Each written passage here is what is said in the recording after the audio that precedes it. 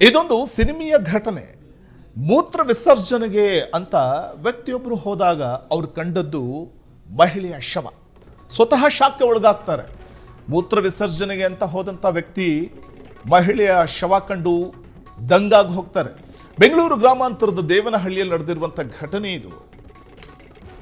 ಚರಂಡಿಯಲ್ಲಿ ಅಪರಿಚಿತ ಮಹಿಳೆಯ ಶವ ಪತ್ತೆಯಾಗಿದೆ. ಅಕ್ಷರಶಃ ಆ ವ್ಯಕ್ತಿ ಬೆಚ್ಚಿಬಿದ್ದಿದ್ರು. ಕತ್ತು ಕೊಯ್ದ ಸುಟ್ಟ ಸ್ಥಿತಿಯಲ್ಲಿ ಮೃತದೇಹ ಪತ್ತೆಯಾಗಿದೆ. ದೇವನಹಳ್ಳಿ ಪಟ್ಟಣದ ಸ್ವರ್ಣಾದ್ರಿ ಹೋಟೆಲ್ ಬಳಿಯ ಚರಂಡಿಯಲ್ಲಿ ಪತ್ತೆಯಾಗಿದೆ. ಸ್ವರ್ಣಾದ್ರಿ ಹೋಟೆಲ್ ಬಳಿಯ ಚರಂಡಿಯಲ್ಲಿ ಪತ್ತೆಯಾಗಿರುವಂಥದ್ದು.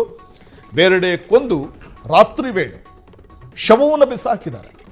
ದೇವನಹಳ್ಳಿ ಪೊಲೀಸ್ ಠಾಣೆಯಲ್ಲಿ ಈ ಪ್ರಕರಣ ನಡೆದಿದೆ. ದೇವನಹಳ್ಳಿ ಪಟ್ಟಣದ ಸ್ವರ್ಣಾದ್ರಿ ಹೋಟೆಲ್ ಬಳಿಯ ಚರಂಡಿಯಲ್ಲಿ ಪತ್ತೆಯಾಗಿರುವಂತಹ ಶವ ಇದು. ಬೇರೆಡೆ ಕೊಂದು ಹಾಕಿ ರಾತ್ರಿ ವೇಳೆ ಶವ ತಂದು ಬಿಸಾಕಿದ್ದಾರೆ. ಸ್ಥಳಕ್ಕೆ ಈಶಾನ್ಯ ವಿಭಾಗದ ಡಿಸಿಪಿ ಭೇಟಿ ಕೊಟ್ಟು ಪರಿಶೀಲನೆ ನಡೆಸಿದ್ದಾರೆ. ಇದು ಮೂತ್ರ ವಿಸರ್ಜನೆಗೆ ಅಂತ ವ್ಯಕ್ತಿಯೊಬ್ಬರು ಹೋದಂತಹ ಸಂದರ್ಭ. ಇದ್ಕಿದ ಹಾಗೆ ಅಲ್ಲಿ ಶವವೊಂದನ್ನು ಕಾಣ್ತಾರೆ. ಅಕ್ಷರಶಃ ಬೆಚ್ಚಿ ಬೀಳ್ತಾರೆ. ಈ ಸಂಬಂಧ ಕೂಡಲೇ ಪೊಲೀಸರಿಗೆ ಫೋನ್ ಹಾಯಿಸಲಾಗುತ್ತೆ. ಬೆಂಗಳೂರು ಗ್ರಾಮಾಂತರ ಠಾಣೆ ಪೊಲೀಸರು ಸ್ಥಳಕ್ಕೆ ದೌಡಾಯಿಸಿದ್ದಾರೆ. ಚರಂಡಿಯಲ್ಲಿ ಅಪರಿಚಿತ ಮಹಿಳೆಯ ಶವ ಕತ್ತು ಕೊಯ್ದ ಸ್ಥಿತಿಯಲ್ಲಿ ಪತ್ತೆಯಾಗಿದೆ. ಕತ್ತು ಕೊಯ್ದು ಸುಟ್ಟ ಸ್ಥಿತಿಯಲ್ಲಿ ಮೃತದೇಹ ಪತ್ತೆಯಾಗಿರುವಂಥದ್ದು. ದೇವನಹಳ್ಳಿ ಪಟ್ಟಣದ ಸ್ವರ್ಣಾದ್ರಿ ಹೋಟೆಲ್ ಬಳಿಯ ಚರಂಡಿಯಲ್ಲಿ ಪತ್ತೆಯಾಗಿರುವಂತಹ ಶವ ಇದು. ಬೇರೆಡೆ ಕೊಂದು ಹಾಕಿ ಬಳಿಕ ರಾತ್ರಿ ವೇಳೆ ಆ ಶವವನ್ನು ತಂದು ಚರಂಡಿಯಲ್ಲಿ ಬಿಸಾಕಿ ಹೋಗಿರುವ ಶಂಕೆ ಸಿಗ್ತಾ ಇರುವಂತಹ ಶಂಕೆ ವ್ಯಕ್ತಪಡಿಸ್ತಾ ಇದ್ದಾರೆ.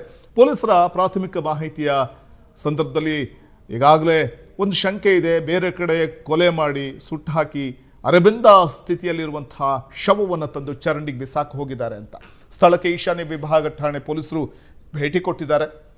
ಭೇಟಿ ಕೊಟ್ಟು ಪರಿಶೀಲನೆ ನಡೆಸ್ತಾ ಇದ್ದಾರೆ. ಈಗಾಗಲೇ ಶವವನ್ನು ಪೋಸ್ಟ್ ಮಾರ್ಟಮ್ ಕೂಡ ಕಳುಹಿಸಲಾಗಿದೆ.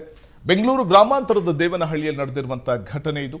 ಆದರೆ ಆ ಮಹಿಳೆ ಯಾರು, ಮತ್ತೆ ಯಾರು ತಂದು ಹಾಕಿರಬಹುದು, ಯಾರು ಕೊಲೆ ಮಾಡಿರಬಹುದು, ಇದೆಲ್ಲದರ ಬಗ್ಗೆ ಮಾಹಿತಿ ಕಲೆ ಹಾಕುವಂತಹ ಒಂದು ನಿಟ್ಟಲ್ಲಿ ಪೊಲೀಸರು ಮುಂದಾಗಿದ್ದಾರೆ. ಕ್ಷಣ ಕ್ಷಣದ ಸುದ್ದಿಗಳಿಗಾಗಿ ಫ್ರೀಡಂ ಟಿವಿ ಸಬ್ಸ್ಕ್ರೈಬ್ ಮಾಡಿ, ಲೈಕ್ ಮಾಡಿ ಹಾಗೂ ಫಾಲೋ ಮಾಡಿ. ಹೊಸ ಸುದ್ದಿಗಳ ನೋಟಿಫಿಕೇಶನ್ಗಾಗಿ ಬೆಲ್ ಐಕಾನ್ ಮೇಲೆ ಕ್ಲಿಕ್ ಮಾಡಿ.